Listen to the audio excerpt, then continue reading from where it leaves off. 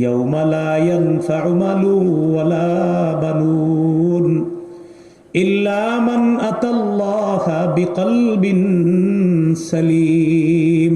কিয়ামতের ময়দানে সন্তান সম্পদ কোনো কাজে আসবে না। কোনো ব্যক্তি যদি সুস্থ অন্তর নিয়ে কিয়ামতের ময়দানে উপস্থিত হয়, এই সুস্থ হৃদয়ের অধিকারী ব্যক্তি আল্লাহর জান্নাতের মেহমান হবে। কলব প্রথমত তিন প্রকার। বলেন কলব কয় প্রকার?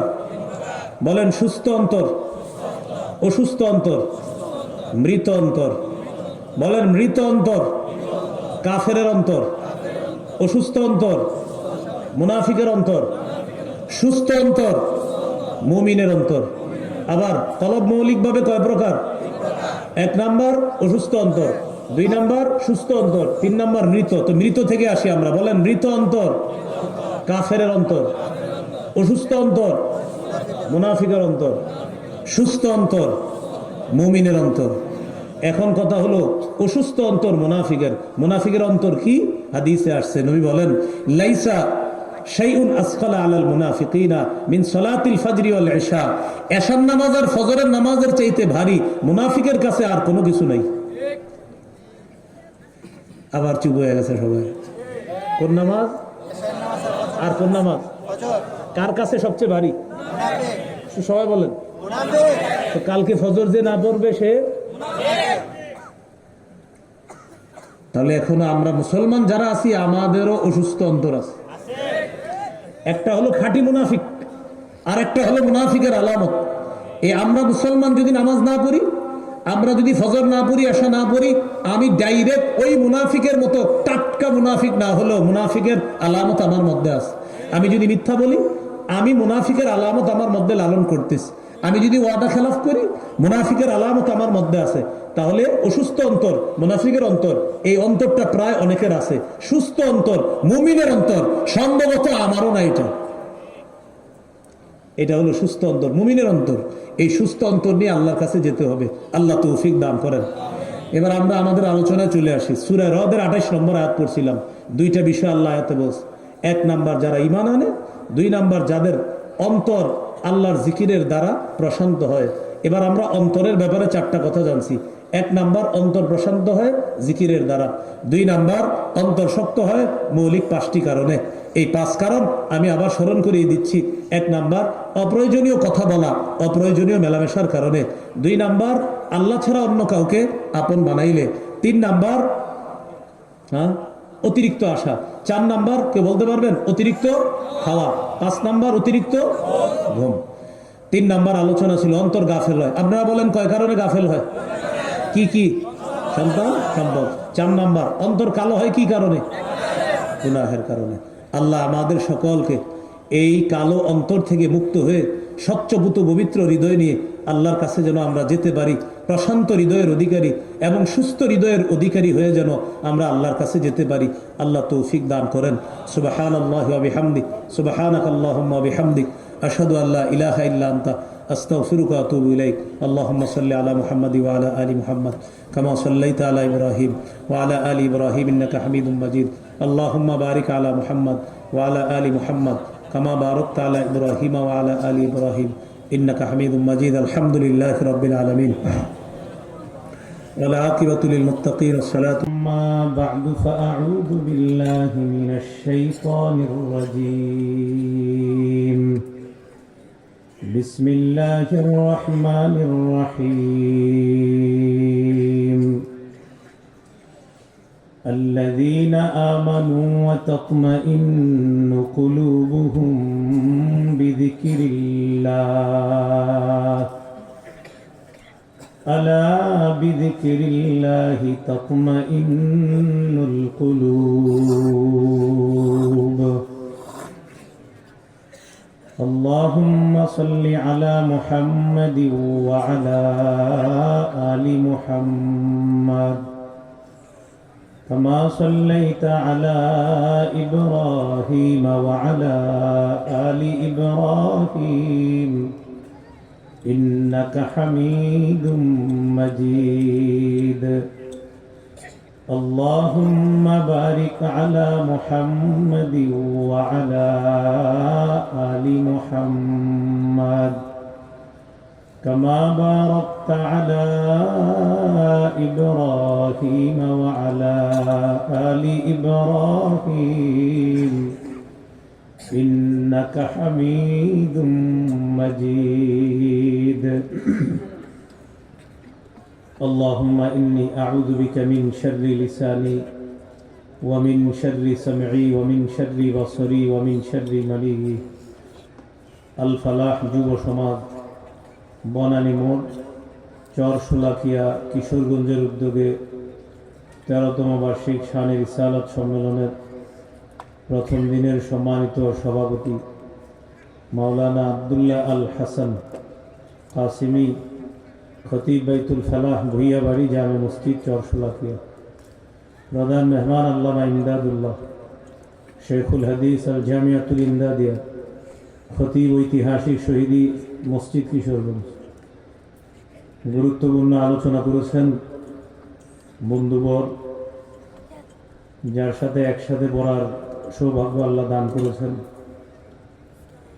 বিভিন্ন বিষয়ে যিনি খুবই পারদর্শী একজন ব্যক্তি, বিশেষ করে বাতিল সম্প্রদায়ের বিষয়ে যিনি মজবুত জ্ঞান রাখেন, এবং যে কয়েকজন মানুষ আমাদের দেশে বাতিলের বিরুদ্ধে মাঠে ময়দানে লিখনি এখন বলার মাধ্যমে যারা নিয়মিত লড়াই করে যাচ্ছেন, তাদের অন্যতম শ্রদ্ধেয় ভাই মুফতি রিজওয়ান রফিকি দামাত বরকাতুহুল আলিয়া। আলোচনা করেছেন মুফতি ইসমাইল বুখারী কাশিয়ান। পবিত্র কোরআন থেকে তেলাওয়াত করেছেন বিশ্বজয়ী হাফেজ মাওলানা নাজিমুস সাকিব। উপস্থিত হযরত উলামায়ে কেরাম, মুসলমান ভাইরা, আল্লাহ তাআলার দরবারে শুকরিয়া আদায় করছি, আল্লাহ আমাদেরকে এই মাহফিলে উপস্থিত হওয়ার তৌফিক দান করেছেন বলে আলহামদুলিল্লাহ। 13 নম্বর পারা সূরাতুর রাদ, এই সূরার 28 নম্বর আয়াতে কারিমা তেলাওয়াত করেছি। আয়াতে আল্লাহ পাক রব্বুল আলামিন বলেন, আল্লাযীনা আমানু, যারা ঈমান আনে, ওয়া তাতমাইন্নু কুলুবুহুম বিযিকরিল্লাহ, যাদের অন্তর আল্লাহর জিকিরের দ্বারা প্রশান্ত হয়। আলা বিযিকরিল্লাহি তাতমাইন্নুল কুলুব, আল্লাহ বলেন শোনো, আল্লাহর জিকিরের দ্বারাই অন্তর প্রশান্ত হয়। এখানে দুটি বিষয়, 1 নাম্বার ঈমান, 2 নাম্বার অন্তর প্রশান্ত হওয়া। ঈমান এটা জরুরি বিষয়। কোনো ব্যক্তির যদি সরিষার দ্বারা পরিমাণ ঈমান থাকে, সেই ঈমানের সাথে যদি শিরিক না থাকে, এই ব্যক্তি বিভিন্ন মেয়াদে জাহান্নামে শাস্তি ভোগ করার পরেও একদিন সে জান্নাতের মেহমান হবে। সহিহ বুখারীর বর্ণনা, 1237 নম্বর হাদিস। রাসূলুল্লাহ সাল্লাল্লাহু আলাইহি ওয়াসাল্লাম বলেন, খাব্বারানি জিবরিল আনিফা, জিবরিল এই মাত্র আমাকে সংবাদ দিয়েছে, বাশশির উম্মাতাকা আন্নাহু মান মাতা মিন উম্মাতিক লা ইউশরিকু বিল্লাহি শাইআ দাখালাল জান্নাহ। নবী, আপনি আপনার উম্মতকে সুসংবাদ দেন, আপনার উম্মতের যে ব্যক্তি শিরিক করা ছাড়া মৃত্যুবরণ করবে, এই ব্যক্তি জান্নাতে প্রবেশ করবে। প্রিয় ভাইরা, আমাদের এই জীবনের সবচেয়ে দামি সম্পদের নাম ঈমান। আমাদের এই জীবনের ঘটনার মূল ভিত্তি হবে ঈমান। জীবনটা আমরা কাটাইলাম 20, 30, 50 বছর, তো আমার এই জীবনটার সবচেয়ে শ্রেষ্ঠ গুরুত্বপূর্ণ যে বিষয়, সেটার নাম হলো ঈমান। তাওহীদে খালেস, খাঁটি ঈমান, শিরিক মুক্ত ঈমান। আল্লাহ আমাদেরকে শিরিক মুক্ত ঈমান নিয়ে যেন কবরে যেতে পারি, আল্লাহ তৌফিক দান করেন। 2 নাম্বার বিষয় আয়াতের মধ্যে, ওয়াতাতমাইন্নু কুলুবুহুম বিযিকরিল্লাহ, যাদের অন্তর আল্লাহর জিকিরের দ্বারা প্রশান্ত হয়।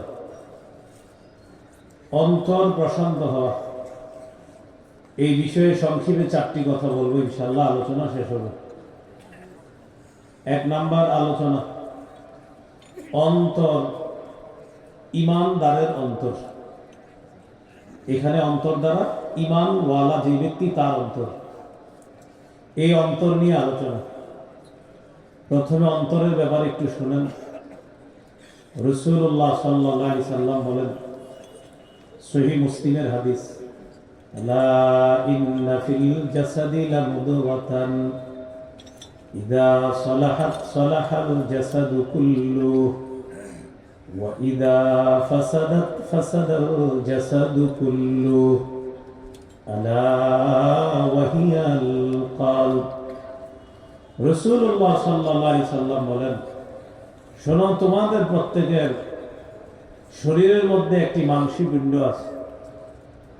এই মাংসপিণ্ড যদি ঠিক হয়, পুরা শরীর ঠিক থাকবে। এই মাংসপিণ্ড যদি নষ্ট হয়ে যায়, পুরা শরীর নষ্ট হয়ে যাবে। আলা ওয়া হিয়াল কলব। শোনো, সেই মাংসপিণ্ডের নাম হলো কলব। বলেন তো, আমাদের শরীর ঠিক থাকবে, কি ঠিক থাকবে? আমাদের শরীর নষ্ট হয়ে যাবে, কি নষ্ট হলো?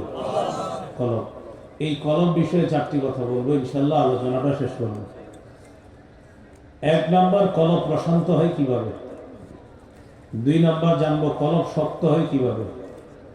3 নাম্বারে জানবো কলব গাফেল হয় কিভাবে। 4 নাম্বারে জানবো কলব কালো হয় কিভাবে। বাস এই 4টা আলোচনা একটু মন দিয়ে শুনেন, শেষ হয়ে যাবে আলোচনা। 1 নাম্বার, কলব প্রশান্ত হয় জিকিরের মাধ্যমে। এটা আল্লাহ কোরআনে বলে দিয়েছেন। তো জিকিরের মাধ্যমে যেহেতু কলব প্রশান্ত হয়, এবার আপনাদের কাছে জানতে চাই, তাহলে আমাদের করণীয় কি করা? জিকির করা। মাশাআল্লাহ। বলেন, কলব প্রশান্ত হয় কিসের মাধ্যমে? জিকির। তাহলে জিকিরের মাধ্যমে যেহেতু কলব প্রশান্ত হয়, সেহেতু বেশি বেশি জিকিরের মাধ্যমে কলব প্রশান্ত করার চেষ্টা করুন।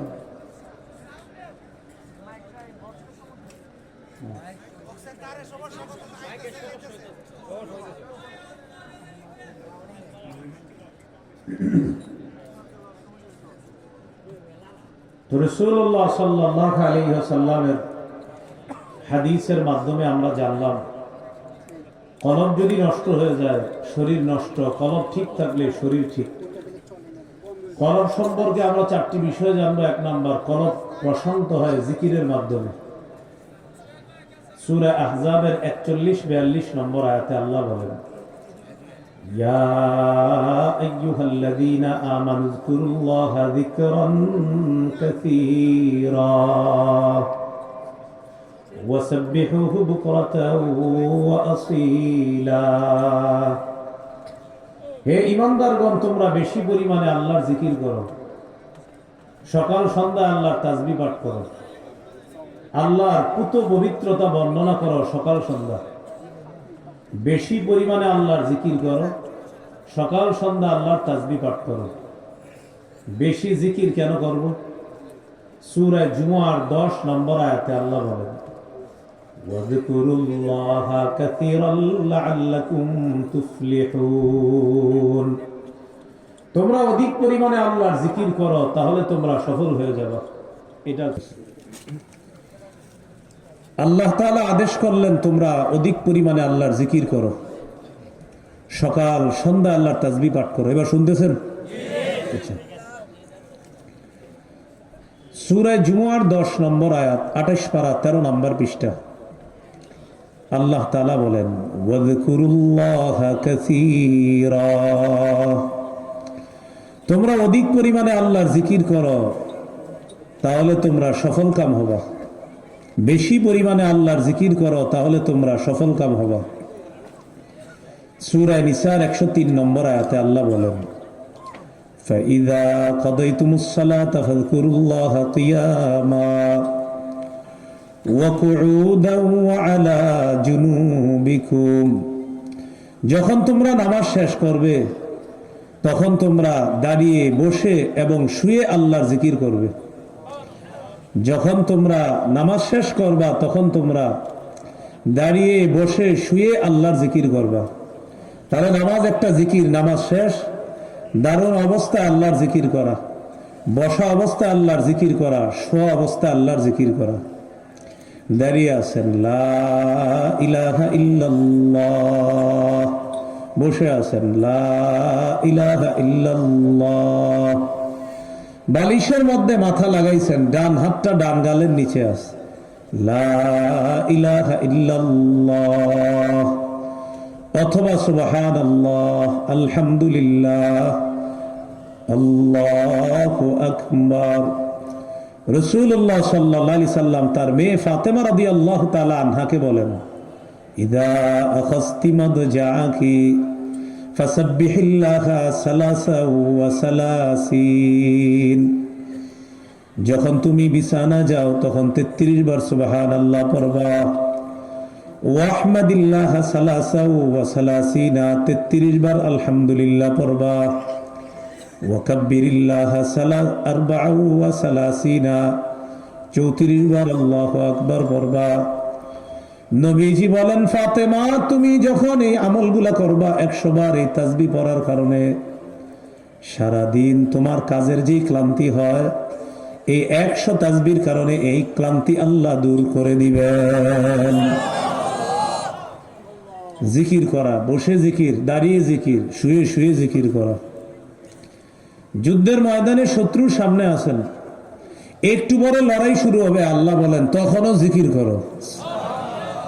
সূরা আনফালের মধ্যে আল্লাহ বলেন, ইয়া আইয়ুহাল্লাযীনা আমানু ইযা লাকীতুম ফিআতান ফাসবুতু ওয়াযকুরুল্লাহা কাসীরা। হে ঈমানদারগণ, যখন তোমরা শত্রুর মুখোমুখি হও তখন তোমরা মজবুত থাকবা, অটল থাকবা। ওয়াজকুরুল্লাহ কাসীরা, এবং তোমরা বেশি পরিমাণে আল্লাহর জিকির করবা। সামনে শত্রু, তখনও আমি আল্লাহর জিকির করো। তাহলে বলেন তো, অন্তর প্রশান্ত হয় কিসের মাধ্যমে? জিকিরের মাধ্যমে।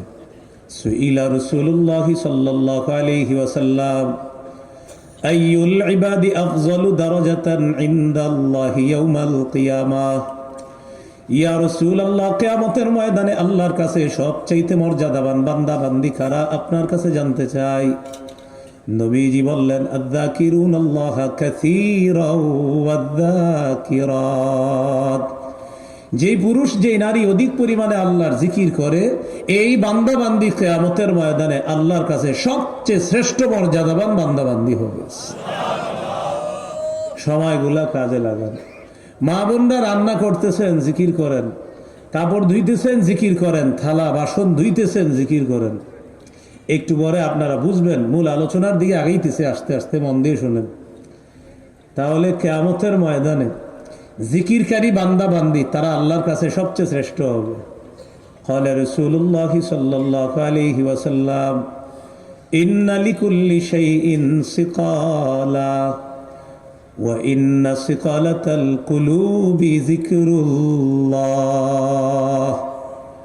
রাসূলুল্লাহ সাল্লাল্লাহু আলাইহি ওয়াসাল্লাম বলেন, প্রত্যেক জিনিসের জং দূর করার জন্য একটা রেত আছে। অন্তরের জং দূর করার রেতের নাম হলো আল্লাহর জিকির করা।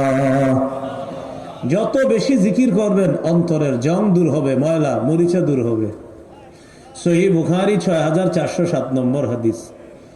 قال رسول الله صلى الله عليه وسلم مثل الذي يذكر ربه والذي لا يذكر ربه مثل الحي والميت। নবীজি বলেন, যেই ব্যক্তি জিকির করে, যেই ব্যক্তি জিকির করে না, তারা দুইজন হলো জীবিত এবং মরা ব্যক্তির মতো। এক ব্যক্তি আল্লাহকে স্মরণ করে, আরেকজন আল্লাহকে স্মরণ করে না। আপনাদের এলাকার এক ব্যক্তি প্রতিনিয়ত আল্লাহর ইবাদত বন্দেগী করে, নামাজ পড়ে, রোজা করে, জিকির আজগার আদায় করে। আরেক ব্যক্তি 5 ওয়াক্ত নামাজ পড়ে না, জুমার নামাজ পড়ে না, বাৎসরিক ঈদের নামাজটাও পড়ে না। যে ব্যক্তি জিকির করে, ইবাদত বন্দেগী করে, সে হলো জীবিত অবস্থায় জীবিত। বলেন, সে জীবিত অবস্থায়। আর যে ব্যক্তি নামাজের ধার ধারে না, জিকির আজগার নাই, এই ব্যক্তি হলো জীবিত মরা। এই ব্যক্তি কি জীবিত? মরা। তাহলে যে ব্যক্তি আল্লাহর জিকির করে সে জীবিত। যে ব্যক্তি আল্লাহর জিকির করে না সে মরা, দুইজনের দৃষ্টান্ত হলো এটা। আল্লাহ আমাদেরকে অধিক পরিমাণে আল্লাহর স্মরণ, আল্লাহর জিকির করার তৌফিক দান করেন। কথাগুলো যেন মানতে পারি, আল্লাহ তৌফিক দান করেন। কোন জিকির বেশি বেশি করব? قال رسول الله صلى الله عليه وسلم أفضل الذكر لا إله إلا الله। রাসূলুল্লাহ সাল্লাল্লাহু আলাইহি সাল্লাম বলেন, আল্লাহর কাছে সবচেয়ে শ্রেষ্ঠ জিকির হলো লা ইলাহা ইল্লাল্লাহ। আল্লাহর কাছে সবচেয়ে শ্রেষ্ঠ জিকির কি বলেন? এবার নবী কি বলে দেখেন, قال رسول الله صلى الله عليه وسلم আহাব্বুল কালামি ইলাল্লাহি আরবা। আল্লাহর কাছে সবচেয়ে পছন্দনীয় কথা হলো চারটি। বলেন পছন্দনীয় কথা কয়টি? সবাই একসাথে, সুবহানাল্লাহ, আলহামদুলিল্লাহ, লা ইলাহা ইল্লাল্লাহ, আল্লাহু আকবার। আল্লাহর কাছে সবচেয়ে পছন্দনীয় কথা এই চারটি, সুবহানাল্লাহ, আলহামদুলিল্লাহ, লা ইলাহা ইল্লাল্লাহ, আল্লাহু আকবার। তাহলে আসেন মূল আলোচনায় চলে আসি। কলব ব্যাপারে চারটি আলোচনা। এক, কলব প্রশান্ত হয় কিসের মাধ্যমে? জিকিরের মাধ্যমে কলব প্রশান্ত হয়। আল্লাহ আমাদেরকে জিকির করার তৌফিক দান করেন। এবার আমরা দ্বিতীয় আলোচনায় চলে যাই। কলব শক্ত হয় কেন? সবাই আমার সাথে বলেন, বলেন মৌলিক পাঁচটি কারণে কলব শক্ত হয়। বলেন কলব শক্ত হয় মৌলিক কয় কারণে?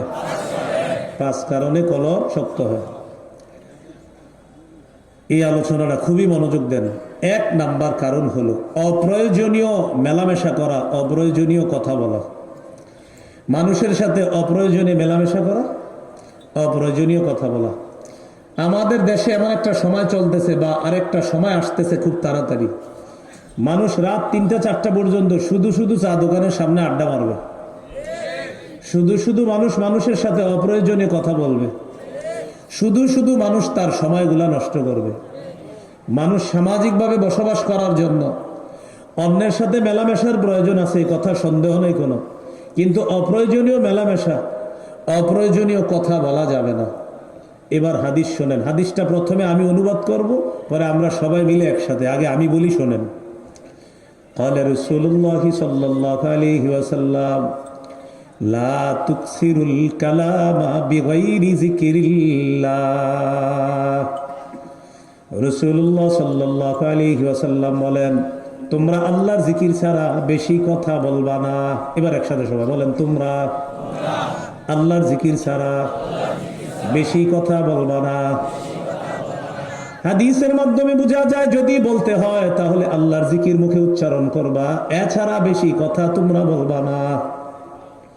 নবীজি বলেন আল্লাহর জিকির ছাড়া বেশি কথা বলবা না। হুজুর তো বেশি বলবো না, কি বলবো? নবী বলে, ওই যে বললাম আল্লাহর জিকির ছাড়া বলবা না। ও তাহলে জিকির ছাড়া বলবো না তো জিকির করবো? হ্যাঁ, জিকির করবা। নবীজি বললেন আল্লাহর জিকির ছাড়া বেশি কথা বলবা না, তো হুজুর কি করবো? তো নবীজি বলে, কি করবো বুঝো নাই? আল্লাহর জিকির ছাড়া বেশি বলবা না মানে জিকিরটাই বেশি বলবা। এবার কি বলে নবী দেখেন, فإن كثرة الكلام بغير ذكر الله قسوة للقلب। আল্লাহর জিকির ছাড়া বেশি কথা বলা অন্তরকে শক্ত বানায় দেয়। وإن أبعد الناس من الله القلب القاسي। নবীজি বলেন যে ব্যক্তির অন্তরটা শক্ত, ওই ব্যক্তি মানুষের মধ্যে আল্লাহর কাছ থেকে সবচেয়ে দূরে সরে যায়। এবার হাদিসটা মন দিয়ে বুঝেন। হাদিসে 3টা অংশ। আল্লাহর জিকির ছাড়া বেশি কথা বলবা না। 2 নাম্বার, আল্লাহর জিকির ছাড়া বেশি কথা অন্তর শক্ত বানায় দেয়। 3 নাম্বার, শক্ত অন্তরওয়ালা মানুষ আল্লাহর থেকে সবচেয়ে দূরে সরে যায়। আল্লাহর জিকির ছাড়া বেশি কথা বলবা না। আল্লাহর জিকির ছাড়া বেশি কথা অন্তর শক্ত বানায় দেয়। শক্ত হৃদয়ের মানুষ আল্লাহর থেকে সবচেয়ে বেশি দূরে সরে যায়। আল্লাহ আমাদের সকলকে কিছু যদি বলি সেটা যেন জিকির হয়, এছাড়া অনর্থক কথা, অনর্থক মেলামেশা থেকে আল্লাহ আমাদেরকে হেফাজত করেন। তাহলে বলেন জবানে উচ্চারণ করলে কি করব? এবার আরেকটা হাদিস শুনেন। قال رسول الله صلى الله عليه وسلم কুল্লু কালামি ইবনি আদামা আলাইহি লাহু। নবীজি বলেন আদম সন্তানের যত কথা আছে সব তার বিরুদ্ধে। অনুবাদটা আবার বুঝেন, আদম সন্তানের যত কথা সব তার বিরুদ্ধে, লা লাহু তার পক্ষে না, তবে তিনটা জিনিস তার পক্ষে, ইল্লা আমরুন বিমারুফ সৎ কাজের আদেশ, এটা তার পক্ষে, আও নাহিউন আন মুনকার অসৎ কাজের নিষেধ, এটা তার পক্ষে, আও যিকরুল্লাহ অথবা তার মুখ থেকে যে জিকির বের হয় এই জিকিরটা তার পক্ষে, এছাড়া যা কিছু আছে সব তার বিপক্ষে। প্রিয় ভাইয়েরা, কি বুঝলাম? আদম সন্তানের যত কথা সব তার বিরুদ্ধে, তার পক্ষে না, তবে তিনটি বিষয় তার পক্ষে, সৎ কাজের আদেশ, অসৎ কাজের নিষেধ, আরেকটা হলো আল্লাহর জিকির, এই তিনটা তার পক্ষে। আল্লাহ আমাদেরকে সদা সর্বদা আল্লাহর জিকির করার তৌফিক দান করুন। তো বলছিলাম সামনে এমন একটা সময় আসছে যে সময় আপনি অনর্থক মজলিসের মধ্যে গিয়ে বসা লাগতে পারে। আওয়াজটা বাড়ি খাইতেছে, বাহিরে যেটা এটা একটু কমায় দেন, আমার সমস্যা হইতেছে। তো রাসূলুল্লাহ সাল্লাল্লাহু আলাইহি সাল্লামের হাদিস থেকে আমরা জানলাম অপ্রয়োজনীয় মেলামেশা, অপ্রয়োজনীয় কথা এটা নিষেধ, এটা করা যাবে না। এবার আপনাদেরকে আমি পার্সোনাল একটা বুদ্ধি দিই, যখন অপ্রয়োজনীয় কোনো মজলিসে বসে যাবেন তখন কি করবেন? বন্ধুরা আপনারা দইরা বসায় দিস, না পারতেছেন বসতে, না পারতেছেন উঠতে, যাকে বলা হয় চিপা। বৈশা থাকলে হেদের গিবত শুনতে হয়, আবার যদি উঠে যান এরা বলবে দেমাগ দেখায়, তখন আপনি কি করবেন? তখন এমন করবেন, আমার দিকে তাকান, হা করে থাকবেন এইভাবে, হা করেন সবাই। এবার হা করার পরে আমার সাথে দুইবার জিকির করেন, লা ইলাহা ইল্লাল্লাহ, লা ইলাহা ইল্লাল্লাহ। এবার আপনারা জিকিরটা করার সময় দুই আঙ্গুল ঠোঁটে লাগান এইভাবে, আমার মতো, দেখেন ঠোঁট লাগে কিনা। লা ইলাহা ইল্লাল্লাহ, ঠোঁট লাগে? ঠোঁট লাগে? এবার তাকান, দেখেন মানুষ গীবত করতেছে, আপনি ওখানে বসা, উঠতে পারতেছেন না, বসতে পারতেছেন না, তখন এমনি থাকবেন। লা ইলাহা ইল্লাল্লাহ, লা ইলাহা ইল্লাল্লাহ, লা ইলাহা ইল্লাল্লাহ। তারা ভাববে কি জানেন? তারা ভাববে আপনি মুখ খুইলা মন দিয়া তাদের কথা শুনতেছেন, আপনি এমন করবেন। হেরা ভাববে আপনি তাদের কথা মন দিয়ে শুনতেছেন, আসলে তো ঠোঁট লাগানো ছাড়া লা ইলাহা ইল্লাল্লাহর জিকির করতেছেন। তিরমিজির 3592 নম্বর হাদিস, সেকেন্ডে সেকেন্ডে আসমানের দরজাগুলা খুলে দেওয়া হয়, আপনার লা ইলাহা ইল্লাল্লাহ যেন আরশ পর্যন্ত পৌঁছে যায়। আসলে এই টেকনিকটা কাজে লাগাবে। লা ইলাহা ইল্লাল্লাহ ঠোঁট লাগে না, এরকম এমনি থাকবেন। ভাববে কি কথা মন দিয়ে শুনতেছেন, আপনারা বলবে মগা আমগো কথা মন দিয়ে শুনতেছে মনে হয়, এরকম আপনি মনে মনে করবেন, হ্যাঁ আমি মগা না। তোরা তোরা কেন? তোরা ভাবতেছস আমি তোদের কথা শুনতেছি? না, আমি আসমানের দরজা খুলতেছি। এই হলো অপ্রয়োজনীয় মজলিস, অপ্রয়োজনীয় কথা থেকে বাঁচা। আল্লাহ তৌফিক দান করেন। তাহলে মৌলিক কয় কারণে অন্তর শক্ত হয়? 5। 1 নাম্বার অপ্রয়োজনীয় মেলামেশা, অপ্রয়োজনীয় কথা বলা। 2 নাম্বার বলেন আল্লাহ ছাড়া অন্য কাউকে অন্তরঙ্গ বন্ধু হিসাবে গ্রহণ করা, আপন করা, প্রিয় করা। আল্লাহ ছাড়া অন্য কাউকে যদি আপনি প্রিয় বানান তাহলে আপনার অন্তর শক্ত হয়ে যাবে।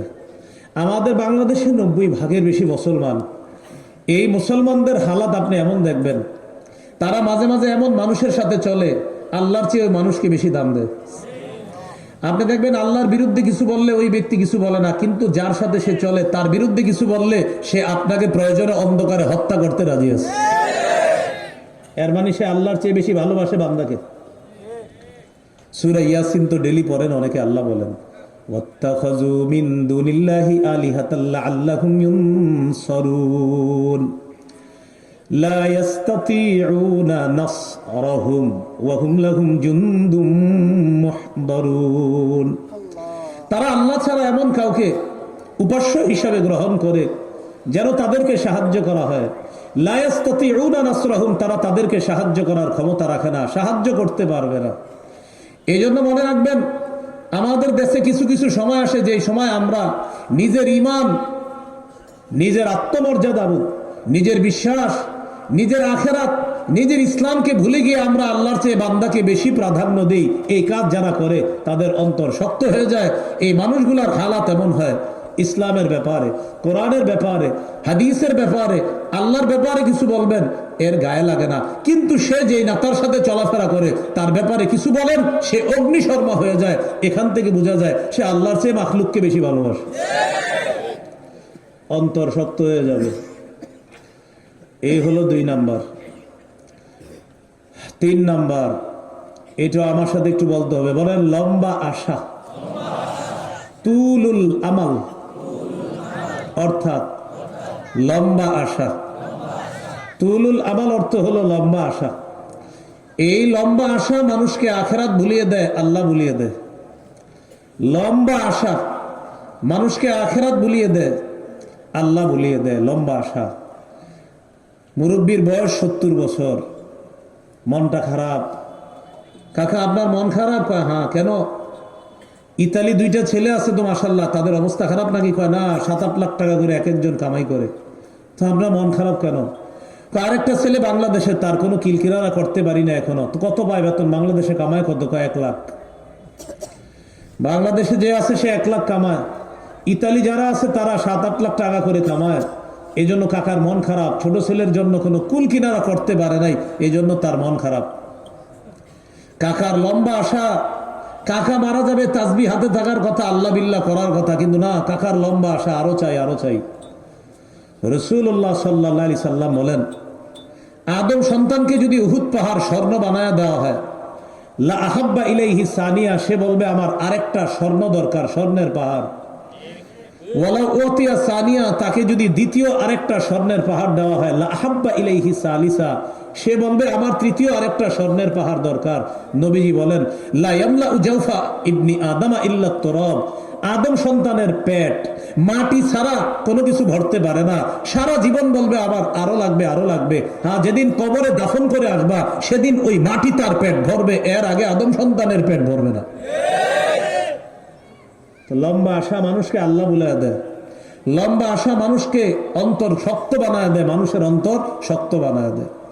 সূরা হিজরের 3 নম্বর আয়াতে আছে, যারহুম ইয়াকুলু ওয়া ইয়াতামাত্তাউ ওয়া ইউলহিহিমুল আমালু ফাসাউফা ইয়ালামুন, তাদেরকে ছেড়ে দেন, তারা খাইতে থাকুক, তারা উপভোগ করতে থাকুক, মহাচ্ছন্ন তাদেরকে, ওয়ায়ুলহিহিমুল আমাল, লম্বা আশা তাদেরকে মহাচ্ছন্ন করে রাখুক। ফাসাউফা ইয়ালামুন, অচিরেই তারা জানতে পারবে। তাদেরকে ছেড়ে দাও, তারা খাইতে থাকুক, তারা উপভোগ করতে থাকুক, লম্বা আশা তাদেরকে মহাচ্ছন্ন করে রাখুক, অচিরেই তারা জানতে পারবে, অচিরেই তারা বুঝতে পারবে। হাদিসের বর্ণনা, রাসূলুল্লাহ সাল্লাল্লাহু আলাইহি সাল্লাম বলেন, ইন্না আখওয়াফা মা আখাফু আলাইকুম ইসনাতান, তোমাদের ব্যাপারে আমি 2টা জিনিসের ভয় পাই। 1 নাম্বার ইত্তিবাউল হাওয়া, নফসের অনুসরণ করা। 2 নাম্বার তুলুল আমাল, লম্বা আশা। নবীজি বলেন আমি তোমাদের ব্যাপারে 2টা জিনিস বেশি ভয় পাই। 1 নাম্বার ইত্তিবাউল হাওয়া, লম্বা আশা। 2 নাম্বার তুলুল আমাল। 1 নাম্বার নফসের অনুসরণ করা, 2 নাম্বার লম্বা আশা। ফাআম্মা ইত্তিবাউল হাওয়া ফায়াসুদ্দু আনিল হক, নফসের অনুসরণ করা মানুষকে সত্য থেকে দূরে সরায় দেয়। ওয়া আম্মা তুলুল আমাল, লম্বা আশা, ফায়ুনসিল আখিরা, আখিরাত ভুলায় দেয়। নফসের অনুসরণ মানুষকে সত্য থেকে দূরে সরায় দেয়, লম্বা আশা মানুষকে আখিরাত ভুলায় দেয়। তাহলে লম্বা আশা আখিরাত ভুলায় দেয়, আর নফসের অনুসরণ মানুষকে সত্য থেকে বিমুখ করে দেয়, সত্য থেকে দূরে সরায় দেয়। আল্লাহ আমাদেরকে নফসের অনুসরণ করা এবং লম্বা আশা, যে আশা মানুষের অন্তর শক্ত করে দেয়, এই জাতীয় আশা থেকে আল্লাহ আমাদেরকে হেফাজত করেন। সহিহ বুখারীর বর্ণনা, আলী রাদিয়াল্লাহু তাআলা আনহু বলেন, ইরতাহালাতিদ দুনিয়া মুদবিরাতান ওয়ারতাহালাতিল আখিরাতু মুকবিলা, আলী রাদিয়াল্লাহু তাআলা আনহু বলেন, দুনিয়া পিছিয়ে যাচ্ছে, আখিরাত সামনের দিকে আসতেছে। ওয়ালিকুল্লিম মিনহুমা বানুন, প্রত্যেকের সন্তান আছে। ফাকুনু মিন আবনাইদ দুনিয়া ওয়ালা তাকুনু ফাকুনু মিন আবনাইল আখিরা ওয়ালা তাকুনু মিন আবনাইদ দুনিয়া। তোমরা দুনিয়ার সন্তান হও না, তোমরা আখিরাতের সন্তান হও। কুনু মিন আবনাইল আখিরা, তোমরা আখিরাতের সন্তান হও। ওয়ালা তাকুনু মিন আবনাইদ দুনিয়া, তোমরা দুনিয়ার সন্তান হও না। এবার আপনারা বলেন তো, দুনিয়া এগিয়ে আসছে না পিছনে যাচ্ছে? কিন্তু বর্তমানে সবার স্লোগান হলো, পৃথিবী যখন সামনের দিকে এগিয়ে যাচ্ছে, হুজুররা পিছিয়ে যাচ্ছে। হাদিসে হযরত আলী বলেন, না না, দুনিয়া পিছিয়ে যাচ্ছে, আখিরাত এগিয়ে আসতেছে। তাই নামাজ, রোজা, হজ, যাকাত যারা আল্লাহর সাথে বেশি সম্পৃক্ত তারাই এগিয়ে যাচ্ছে। মানুষ কি বলে, দুনিয়া যখন এগিয়ে যাচ্ছে তখন হুজুররা পিছিয়ে যাচ্ছে, তাদের মাদ্রাসার এই ক্লাসে এটা দরকার, তারা পিছিয়ে যাচ্ছে। আর না, হাদিস তো বলতেছে দুনিয়া পিছিয়ে যাচ্ছে, আখিরাত এগিয়ে আসতেছে। দুনিয়া যে কোনো সময় শেষ, স্থায়ী আখিরাত এগিয়ে আসতেছে। হযরতে আলী বলেন, তোমরা আখিরাতের সন্তান হও, তোমরা দুনিয়ার সন্তান হও না। অন্তর নষ্ট হওয়ার 3 নাম্বার কারণ গেল, লম্বা আশা অন্তরকে নষ্ট করে দেয়, শক্ত করে দেয়। 4 নাম্বার, আমার সাথে বলেন, অতিরিক্ত খাওয়া অন্তর শক্ত করে দেয়। বলেন কি অন্তর শক্ত করে দেয়? প্রচুর পরিমাণ যদি খান, এই খাওয়া আপনার অন্তরকে নষ্ট করে দিবে। কিছু মানুষ আছে আপনার এত পরিমাণ খাইতে পারে, শুধু খাইতেই থাকে, আরো দরকার, আরো দরকার। খাইতে খাইতে গলার এখানে আসার পর একটা ঢেকুর দেয়, করে একটা ঢেকুর দেয়। এইভাবে আপনার খাইতে থাকে। ভালো করে শোনেন, যেটা আপনারা কল্পনা আনেন নাই যে হুজুর এই জাতীয় হাদিসও আছে, যারা বেশি খান। পরিমিত খাওয়া ঠিক আছে, কিন্তু অতিরিক্ত খাওয়া ঠিক না। পরিমিত খাওয়া ঠিক, কিন্তু অতিরিক্ত খাওয়া ঠিক না। অনেক সময় আপনারা মেহমানের মেহমানদারি করতে গিয়ে এমন করেন, 40-42টা আইটেম করে। কয়জন মেহমান? 2 জন। এতগুলো আইটেম করছেন 2 জনের জন্য, আবার কয় সবগুলো থেকে কিন্তু আপনার খেতে হবে। তা আপনি এতগুলো আইটেম করছেন, এত আইটেম করছেন আপনি মাত্র 2-3 জনের জন্য, এরা খাবে কিভাবে? না না, আপনি কিন্তু খেতেই হবে। এরকম বলে আপনার। রাসূলুল্লাহ সাল্লাল্লাহু আলাইহি সাল্লাম বলেন, মা মালা আদামিয়ুন বিআআন শাররান মিন বাতনিন। আদম সন্তান জীবনে যত পাত্র পূর্ণ করে, এর মধ্যে সবচাইতে খারাপ পূর্ণ হলো তার পেট নামক পাত্রকে পূর্ণ করা।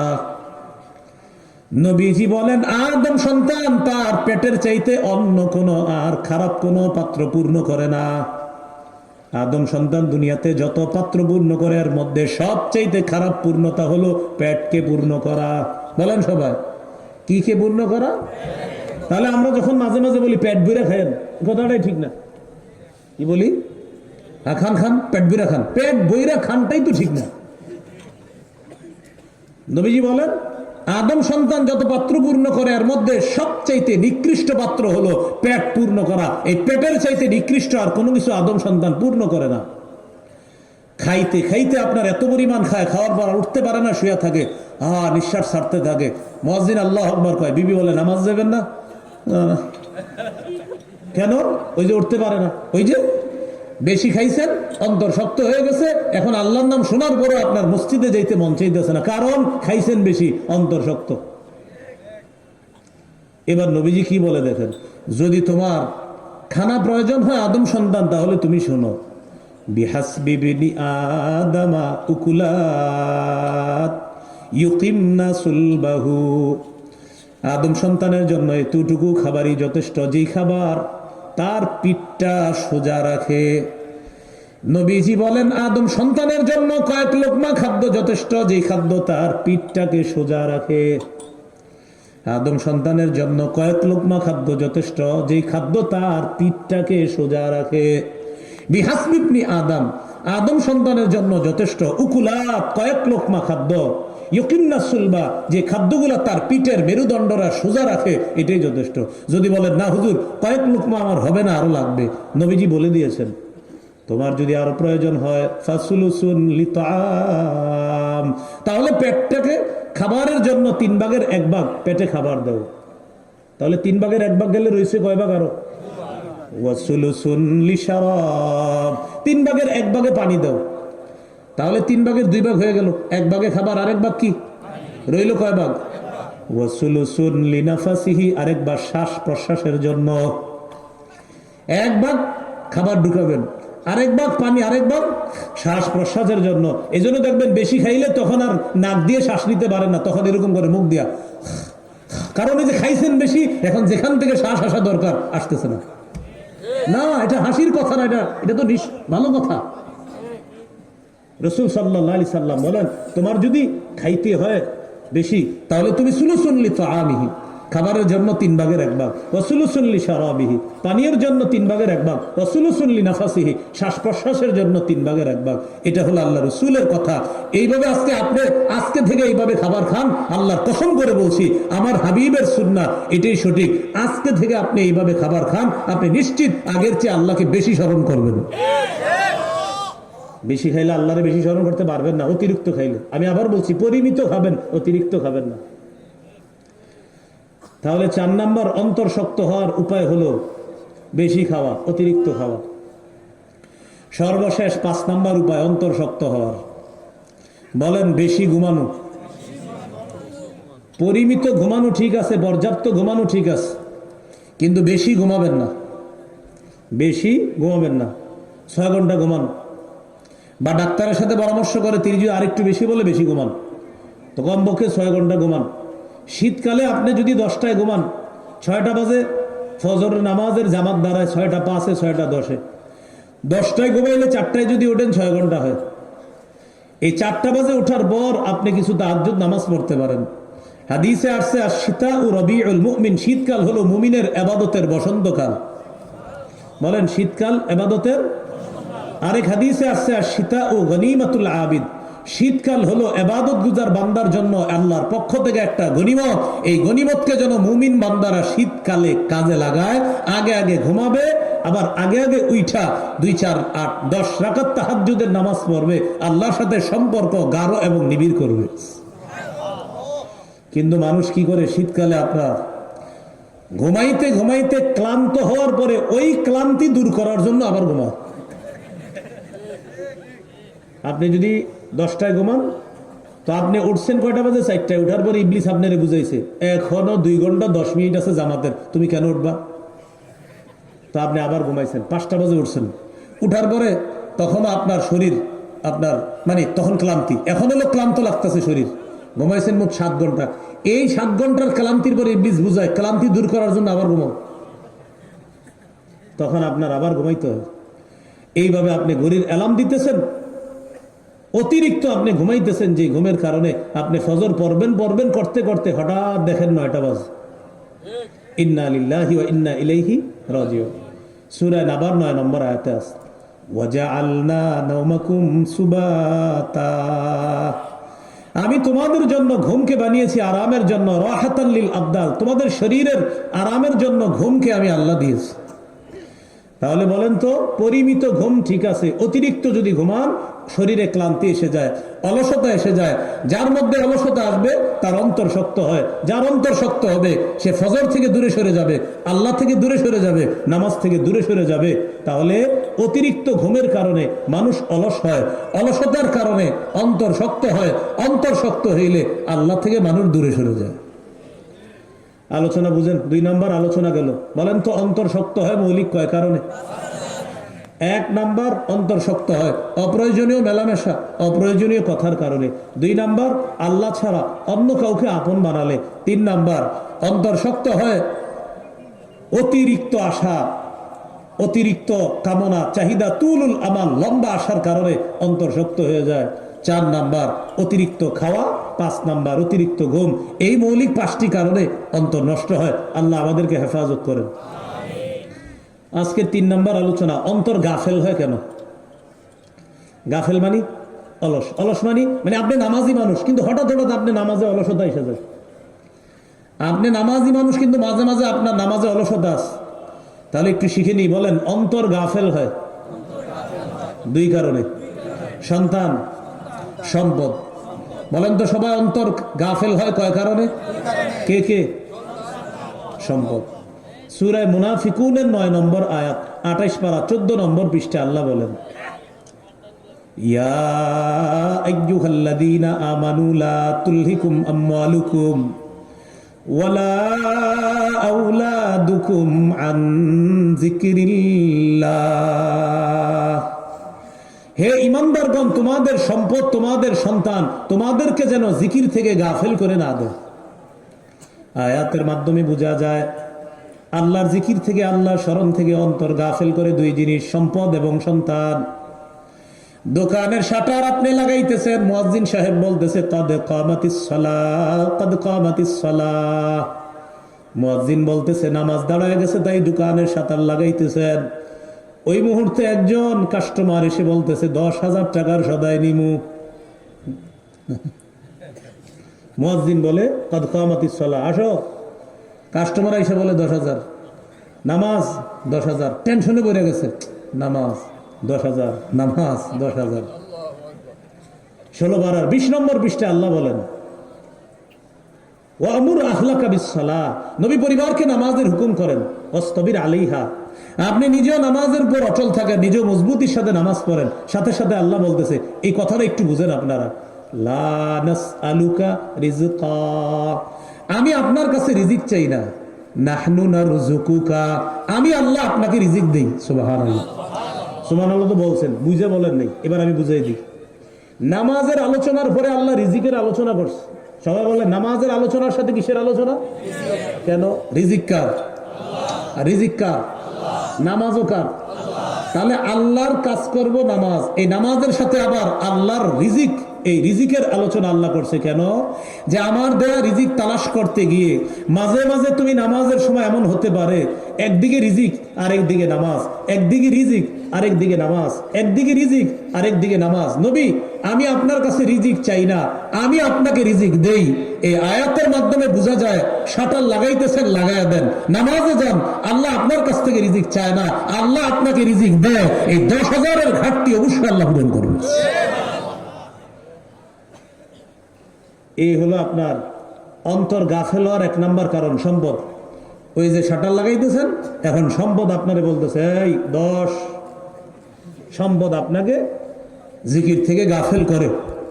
আল্লাহ আমাদের সকলকে হালালভাবে, বৈধভাবে সম্পদ উপার্জন করার ক্ষেত্রে যেন আল্লাহকে সামনে রেখে এরপর দুনিয়ার সম্পদ উপার্জন করি, আল্লাহ তৌফিক দান করুন। এবার আসেন 2 নাম্বার কি কারণে যেন অন্তর গাফেল হয়? সন্তান। সারাদিন সন্তানরা কান্না করে না, যেই মাত্র জোহরের সময় মসজিদে রওনা করবেন ওই মুহূর্তে চিল্লায় ওঠে, চিপস খামু, মজা খামু, আমার গাড়ি লাগবে, আমার হেলিকপ্টার লাগবে। কেন তুই সারাদিন কইছিলি? ইবলিস এসে খুঁচাইছে তোর বাপের কাছে চিপস কর। সারাদিন আপনাকে কিছু বলে না, এই টাইমে আইসা নামাজের সময় আপনার সন্তান আপনারা এত কিছু বলতেছে। এই জন্য আপনারা একটা বুদ্ধি করবেন, সন্তানের বয়স যখন 2.5-3 বছর মোটামুটি কথা বলতে পারে, তখনই কিন্তু দেখবেন ও সারাদিন জ্বালাইতেছে না, নামাজের আগে আপনাকে জ্বালাবে। বিবিরে বলবেন প্যাম্পাস পরায় দাও। কেন? এটারে কান্দে করে মসজিদে নিয়ে যান, এটারে মসজিদে নিয়ে বসায় রাখবেন। হ্যাঁ, আমি এই কাজ করছি। আমি সারাদিন কান্না করে না আমার বড় মেয়েটা, মাশাআল্লাহ, যখন ছোট ছিল কান্না করে না। নামাজে যাওয়ার সময় যত সব আবদার মনে করে, আমি কই দাঁড়া ইবলিস, তোরে বুঝাবো আমি। প্যাম্পাস পরায়া, যেহেতু মসজিদ অঘটন যেন না ঘটে, মসজিদে বসে রাখবো। এইগুলো মেয়ের পরে হলো ছেলে। এটাই আপনার যখন মোটামুটি কথা বলতে শিখছে, এই নামাজের সময় আসলে ডিস্টার্ব করে। আমি প্যাম্পাসের কাজ হবে, প্যাম্পাস পরায় মসজিদে নিয়ে পাশে বসায় রাখছি, মাশাআল্লাহ, কানে কানে বলি নামাজের পরে সব কিনা দিব, সুন্দর বসে থাকতেস। ইবলিসরে বললাম, চান্দু ধোঁকা দিতে পারবো না, আল্লাহ তো বলেই দিছে তোমার সন্তান জিকির থেকে তোমাকে গাফেল করে। যদিও জিনিসটা আমাদের হাসির মতো লাগতেছে, কিন্তু আপনি দেখবেন সারাদিন কান্না করে না, যেই নামাজে যাবেন ওর যত সব আবদার মনে পড়ে। এই জন্য আয়াতটা বুঝেন, আল্লাহ বলেন লা তুলহিকুম, তোমাদেরকে যেন বিমুখ করে না দেয়, গাফেল করে না দেয়, আন যিকরিল্লাহ, আল্লাহর জিকির থেকে, আমওয়ালুকুম ওয়ালা আওলাদুকুম, তোমাদের সম্পদ, তোমাদের সন্তান যেন তোমাদেরকে গাফেল করে না দেয়, আন যিকরিল্লাহ, আল্লাহর জিকির থেকে। তাহলে বলেন আল্লাহর জিকিরের ক্ষেত্রে আমার অন্তর গাফেল হয় কয় কারণে? সন্তান, সম্পদ। এই জন্য আমরা সন্তান সম্পদ অবশ্যই তাদেরকে আমরা হালালভাবে সম্পদ কামাই করব, সন্তানকেও আমি আদর করব, কিন্তু আমার রব আগে পরে সম্পদ, আমার রব আগে পরে সন্তান। আল্লাহ আমাদেরকে মনে রাখার তৌফিক দান করেন। এবার আসেন সর্বশেষ, অন্তর কালো হয় কেন? তাহলে পরীক্ষা হোক, অন্তর প্রশান্ত হয় কিভাবে? অন্তর শক্ত হয় মৌলিক কয় কারণে? 3 নাম্বার, অন্তর গাফেল হয় কয় কারণে? কি কি? এবার 4 নাম্বার আলোচনা। বলেন, অন্তর কালো হয় গুনাহের কারণে। বলেন, একটি গুনাহ করলে অন্তরে একটি কালো দাগ পড়ে যায়। গুনাহ যত বাড়ে দাগ তত বাড়ে, বাড়তে বাড়তে কালো দাগের নিচে অন্তর চাপা পড়ে যায়, কলব চাপা পড়ে যায়। বলেন তো, কলব কালো হয় কি কারণে? قال رسول الله صلى الله عليه وسلم إن العبد إذا أذنب نكتت في قلبه نكتة سوداء। রাসূলুল্লাহ সাল্লাল্লাহু আলাইহি ওয়াসাল্লাম বলেন, বান্দা যখন একটা গুনাহ করে তার অন্তরের মধ্যে একটা কালো দাগ পড়ে যায়।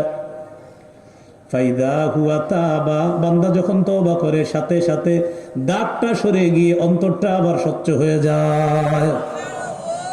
নবীজি বলেন, বান্দা যখন গুনাহ বাড়াইতে থাকে অন্তরের কালো দাগ বাড়তে থাকে, বাড়তে বাড়তে এক পর্যায়ে অন্তর কালো দাগের নিচে চাপা পড়ে যায়।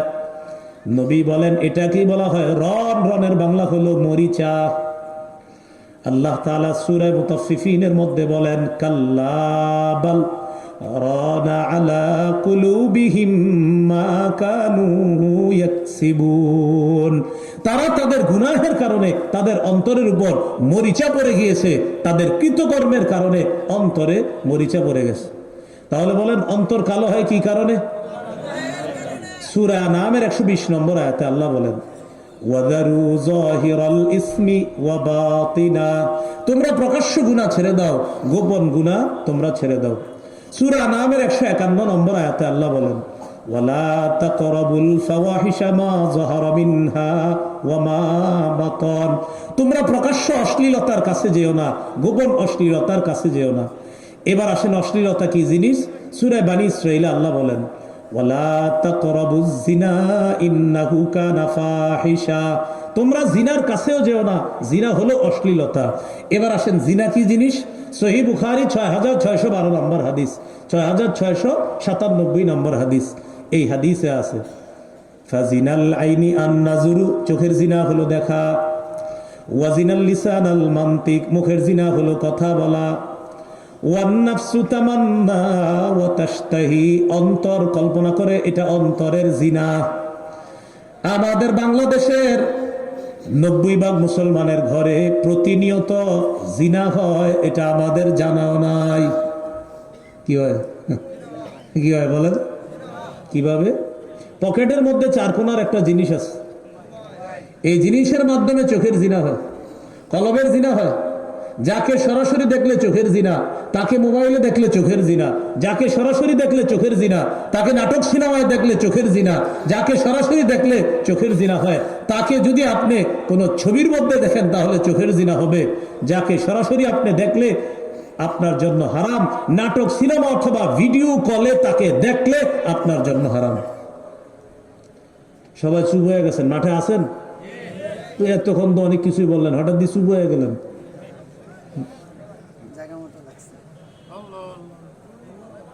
প্রিয় ভাইয়েরা, আজকে এই মাঠের মধ্যে আমরা এখন যারা আছি একটু মন দিয়ে শোনেন। আমাদের মধ্যে সবচেয়ে ছোট যে মানুষটা এই মাঠে এখন, এই ছোট মানুষটার চাইতেও ছোট মানুষ মারা গেছে। কি একটা কথা বললাম, আবার বলি, এই মাঠে বা এই এলাকায় বা এই বাংলাদেশে এই পৃথিবীতে বর্তমানে আজকে সবচেয়ে ছোট যে, ওর চেয়ে ছোট মানুষও মারা গেছে। কি বললাম? ওর চেয়েও ছোট মানুষ মারা গেছে। তো আমি আপনি কিসের আশায় প্রতিনিয়ত অপরাধ করে যাচ্ছি বলেন?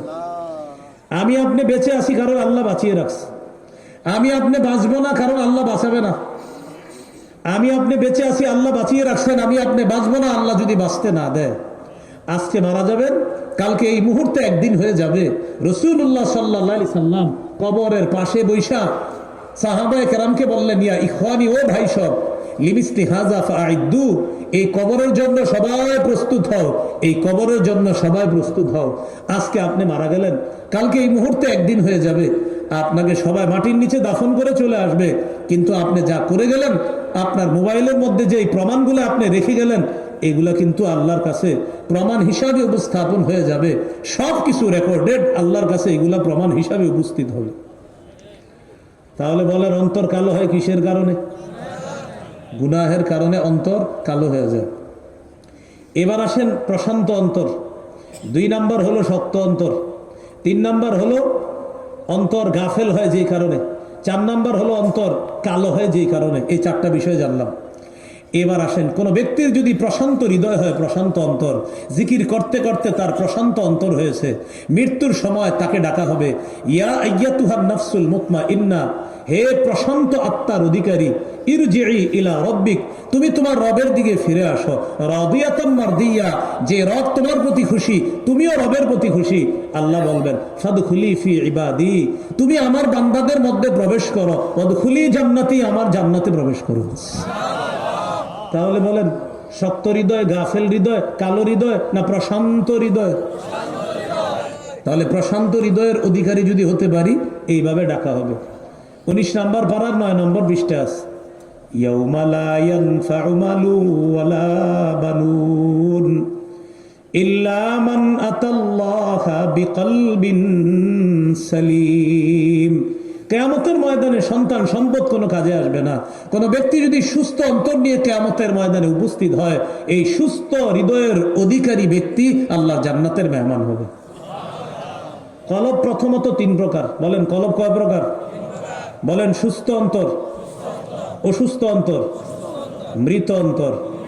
বলেন, মৃত অন্তর কাফেরের অন্তর, অসুস্থ অন্তর মুনাফিকের অন্তর, সুস্থ অন্তর মুমিনের অন্তর। আবার কলব মৌলিকভাবে কয় প্রকার? 1 নাম্বার অসুস্থ অন্তর, 2 নাম্বার সুস্থ অন্তর, 3 নাম্বার মৃত। তো মৃত থেকে আসি আমরা। বলেন, মৃত অন্তর কাফেরের অন্তর, অসুস্থ অন্তর মুনাফিকের অন্তর, সুস্থ অন্তর মুমিনের অন্তর। এখন কথা হলো, অসুস্থ অন্তর মুনাফিকের। মুনাফিকের অন্তর কি? হাদিসে আসছে, নবী বলেন, লাইসা শাইউন আসকালা আলাল মুনাফিকিনা মিন সালাতিল ফাজরি ওয়াল ইশা, এশার নামাজ আর ফজরের নামাজের চাইতে ভারী মুনাফিকের কাছে আর কোনো কিছু নাই। আবার চুপ হয়ে গেছে সবাই। কোন নামাজ আর কোন নামাজ কার কাছে সবচেয়ে ভারী? সবাই বলেন। তো কালকে ফজর যে না পড়বে সে, তাহলে এখনো আমরা মুসলমান যারা আছি, আমাদেরও অসুস্থ অন্তর আছে। একটা হলো খাঁটি মুনাফিক, আর একটা হলো মুনাফিকের আলামত। এই আমরা মুসলমান যদি নামাজ না পড়ি, আমরা যদি ফজর না পড়ি, আশা না পড়ি, আমি ডাইরেক্ট ওই মুনাফিকের মতো টাটকা মুনাফিক না হলেও মুনাফিকের আলামত আমার মধ্যে আছে। আমি যদি মিথ্যা বলি, আমি মুনাফিকের আলামত আমার মধ্যে লালন করতেছি। আমি যদি ওয়াদা খেলাফ করি, মুনাফিকের আলামত আমার মধ্যে আছে। তাহলে অসুস্থ অন্তর মুনাফিকের অন্তর, এই অন্তরটা প্রায় অনেকের আছে। সুস্থ অন্তর মুমিনের অন্তর, সম্ভবত আমারও না। এটা হলো সুস্থ অন্তর, মুমিনের অন্তর। এই সুস্থ অন্তর নিয়ে আল্লাহর কাছে যেতে হবে। আল্লাহ তৌফিক দান করেন। এবার আমরা আমাদের আলোচনায় চলে আসি। সূরা রদের 28 নম্বর আয়াত পড়ছিলাম। 2টা বিষয় আল্লাহ আয়াতে বলছে। 1 নাম্বার যারা ঈমান আনে, 2 নাম্বার যাদের অন্তর আল্লাহর জিকিরের দ্বারা প্রশান্ত হয়। এবার আমরা অন্তরের ব্যাপারে 4টা কথা জানছি। 1 নাম্বার অন্তর প্রশান্ত হয় জিকিরের দ্বারা, 2 নাম্বার অন্তর শক্ত হয় মৌলিক 5টি কারণে। এই 5 কারণ আমি আবার স্মরণ করিয়ে দিচ্ছি। 1 নাম্বার অপ্রয়োজনীয় কথা বলা, অপ্রয়োজনীয় মেলামেশার কারণে। 2 নাম্বার আল্লাহ ছাড়া অন্য কাউকে আপন বানাইলে। 3 নাম্বার অতিরিক্ত আশা। 4 নাম্বার কে বলতে পারবেন? অতিরিক্ত খাওয়া। 5 নাম্বার অতিরিক্ত ঘুম। 3 নাম্বার আলোচনা ছিল অন্তর গাফেল হয়। আপনারা বলেন কয় কারণে গাফেল হয়? কি কি? সন্তান, সম্পদ। 4 নাম্বার অন্তর কালো হয় কি কারণে? গুনাহের কারণে। আল্লাহ আমাদের সকলকে এই কালো অন্তর থেকে মুক্ত হয়ে স্বচ্ছপুত পবিত্র হৃদয় নিয়ে আল্লাহর কাছে যেন আমরা যেতে পারি, প্রশান্ত হৃদয়ের অধিকারী এবং সুস্থ হৃদয়ের অধিকারী হয়ে যেন আমরা আল্লাহর কাছে যেতে পারি। আল্লাহ তৌফিক দান করেন। সুবহানাল্লাহি ওয়া বিহামদিহি, সুবহানাকাল্লাহুম্মা ওয়া বিহামদিক, আশহাদু আল্লা ইলাহা ইল্লা আনতা আস্তাগফিরুকা ওয়া আতুবু ইলাইক। আল্লাহুম্মা সাল্লি আলা মুহাম্মাদ ওয়া আলা আলি মুহাম্মাদ কামা সাল্লাইতা আলা ইব্রাহিম ওয়া আলা আলি ইব্রাহিম ইন্নাকা হামিদুম মাজিদ। আল্লাহুম্মা বারিক আলা মুহাম্মাদ ওয়া আলা আলি মুহাম্মাদ কামা বারাকতা আলা ইব্রাহিম ওয়া আলা আলি ইব্রাহিম ইন্নাকা হামিদুম মাজিদ। আলহামদুলিল্লাহি রাব্বিল আলামিন ওয়াল আকিবাতু লিল মুত্তাকিন।